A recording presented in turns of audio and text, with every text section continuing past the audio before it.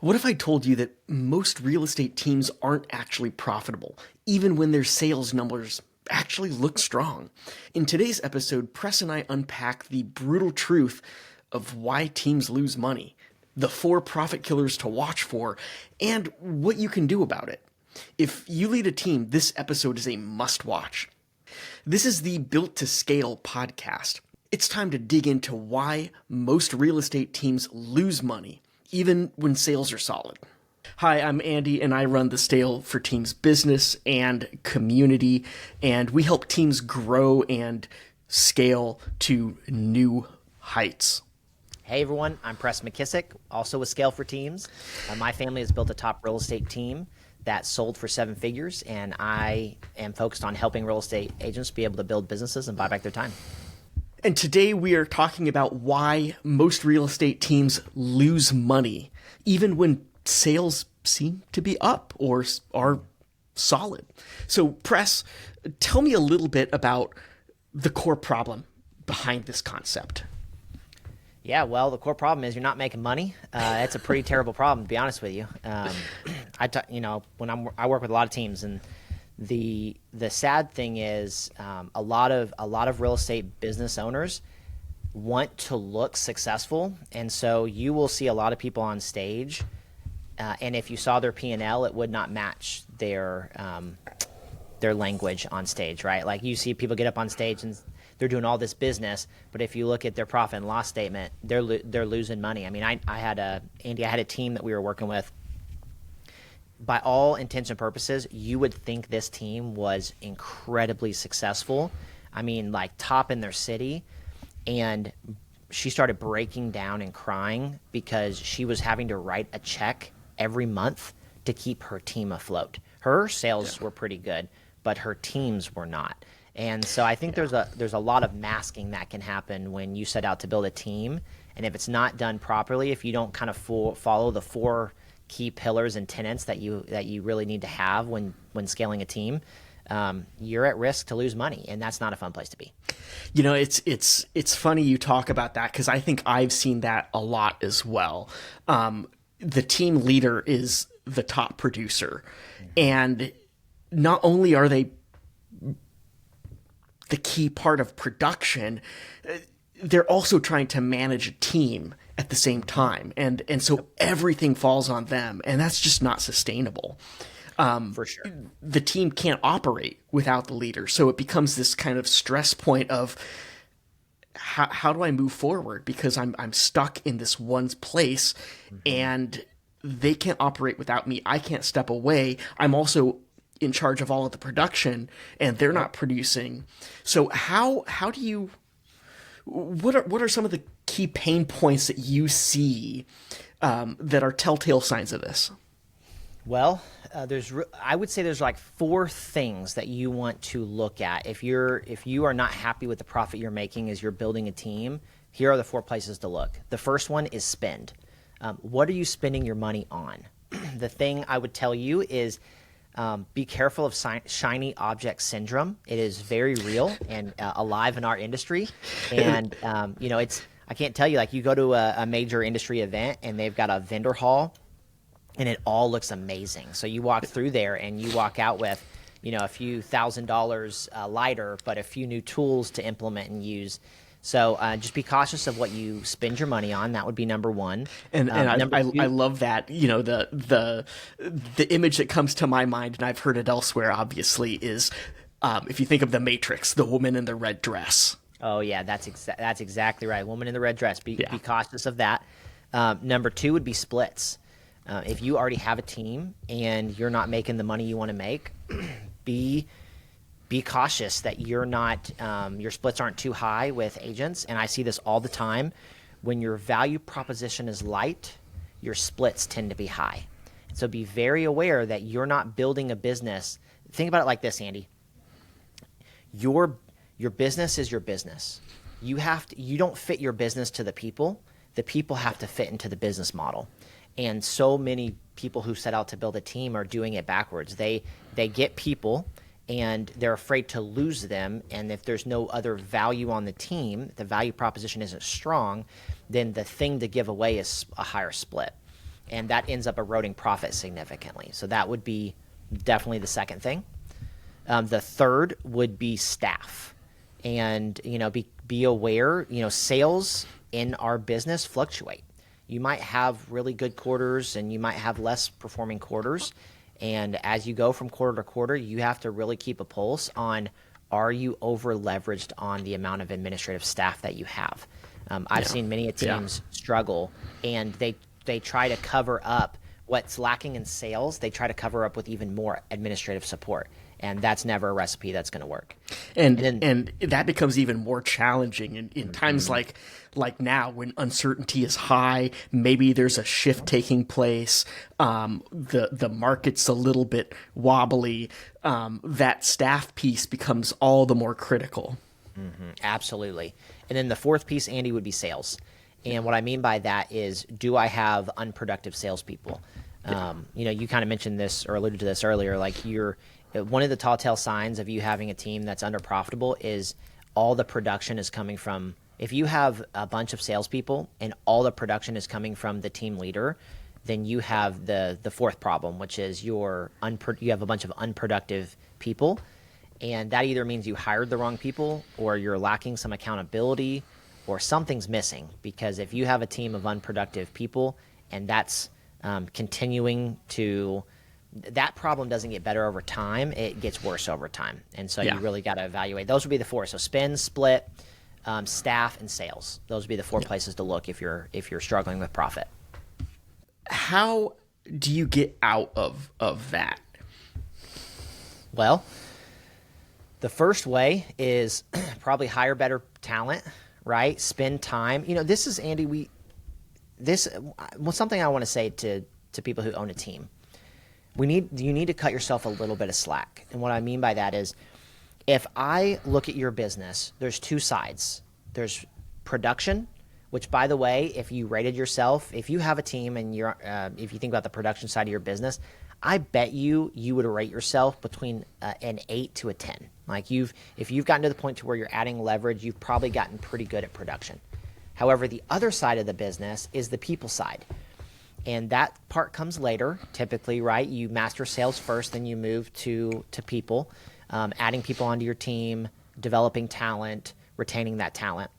However, what's interesting is we expect ourselves to be great at that without all the effort and work it took for us to be great at production, right? Like, you probably have your 10,000 hours on the production side, but on the people side, you probably don't. And so you have to cut yourself a little bit of slack, and you need to treat it like a skill set, because it is. And you need to go get your 10,000 hours. And the way you do that is you get better. You talk to more people about the opportunity of being in the business of real estate and being in business with you. And the more you do that, and you learn, from our program at scale, or you learn from others who are in the industry teaching you about how to find and hire and retain talent, you realize it's just a skill set. And so I think that's a really key part, Andy, is you got to learn that, cut yourself a little bit of slack, but also it's a skill set, and you develop that skill set by doing the activity. Absolutely. One thing that comes to mind too is the concept of delegation versus abdication. Abdication being taking something that's on your plate and giving it to somebody else without really providing the structure and accountability, which is delegation. Yep. Just kind of hoping that they would figure it out. And I think if everything is on your shoulders all the time, you kind of hope that you can get away with doing some of that abdication to lessen the load on your shoulders while not actually taking the time. And I mean, that's the key thing, because we only have 24 hours. All of us only have 24 hours. And so taking that additional time seems like it might be a waste, but it's really not. It creates that systematic accountability and structure that is needed for a true handoff.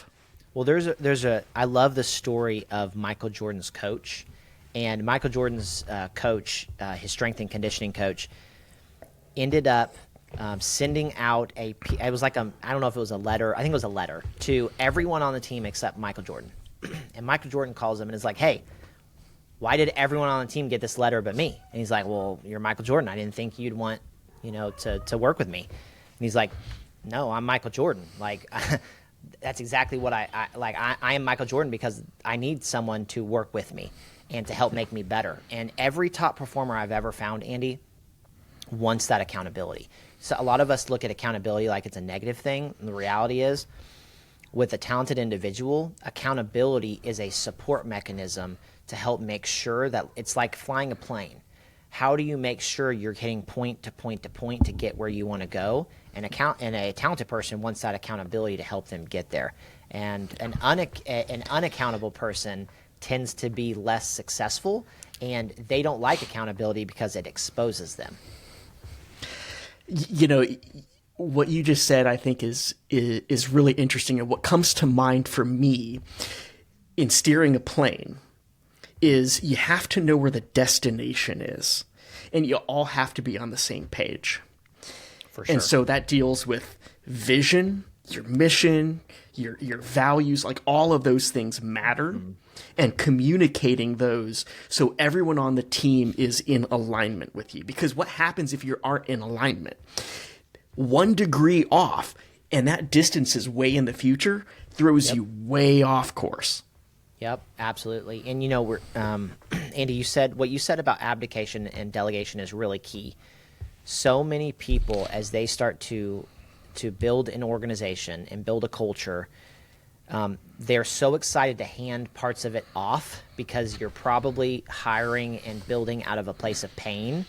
And so you're excited to give things off of your plate. And the idea of managing people sounds terrible. So you end up abdicating and not delegating, right? You hand it off and you walk away and you hope that they're just going to pick it up and run with it, right?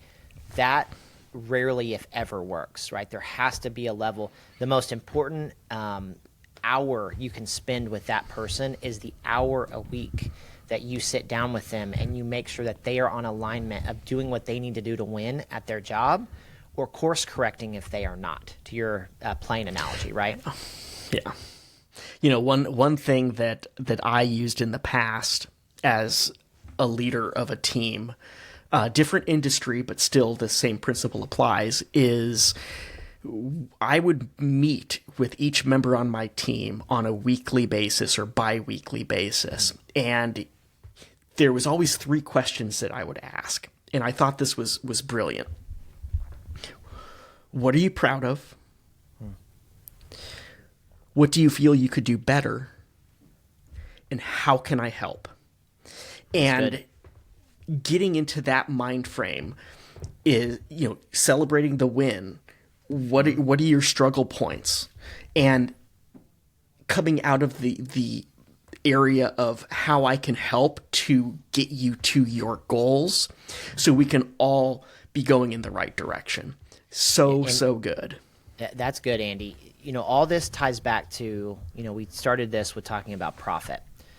The way you make profit in this business is you run a business. And you run a business by first being yourself successful, self-leadership. Do the best job you can at leading yourself to be the most productive, and earn the right to go build a team. Earn the right to begin to leverage. When you do that well, then you start getting in the people business. You need to make sure on the front end that your business principles, like your splits and how you play red light, green light with expenses and the amount of staff you need, and what are the behavioral styles of talented salespeople, all those need to be in alignment before you start to go build a team. And then as you build the team, it's like a puzzle. You're fitting the right pieces into the right places. There are no mismatches, and it ends up being a great fit, right? You find the right people for the right seats on the bus, as they say. And if you do that well, you will make profit, because this is a great business. We have great margins, and the profit is there. It's whether you're running a business or whether you're running a charity. And charities are great. However, I don't think most of us want to run our real estate businesses as a charity, right? Let's go make the most amount of money, and then let's go donate to the charities. Let's go give a bunch of it away. Absolutely. I love it. So to kind of wrap things up, one thing that comes to mind is we talked a little bit about production, about teams, and the team leader being the top producer and all of this kind of stuff. And you've mastered production. Now it's time to really understand how to lead people. And when it comes to that's really why we put together Scale, is to help attract the right talent, help guide people in the onboarding and the training that they need to find success, and have the technology and tools at your disposal to systematize all of that. Any final thoughts on the opportunity in front of team leaders? Yeah, well, the opportunity is unlimited. That's probably the best thing about this industry. However, you have to build it with purpose in mind. You have to build it the right way. And I would tell you to build a business first and then build a team. Don't build a team and then try to build a business. That model will not work, and you'll have to rebuild your team if you don't build the business first. So really focus on your value proposition, focus on the structure of your team, and then go find the right talent. And when you decide to make that leap, Andy, that's when you can talk with us around how Scale can help you do that. Because to your point, what we realized is there's over 300 CRMs on the production side of the business. Do you know how many technology tools are on the people side of the real estate team industry that are focused specifically on doing that? Exactly zero. So Actually, we are the one. That's right. There's one. That's right. There's one now, and that's what we built with Scale. And so we think of it as you should have a CRM for the production side, and if you're in the people side of the business too, then you need a talent operating system. And that's where Scale comes in, and we help teams be able to build and scale as big or as tight and elite as you want to be. It gives you the tools to be able to do that well with talent. You don't have to keep writing checks to keep your team afloat. The shift from unprofitable to thriving starts with awareness and action. It comes with knowing exactly what direction you're going and having a destination to land in mind. And keep following along for more ways to grow a real estate team that runs and earns without burning you out. Next week, we are digging into the 3 levels of a real estate team, but you don't have to wait for that episode to drop. Grab our 3 team levels blueprint by clicking the link below, and we'll see you in the next episode.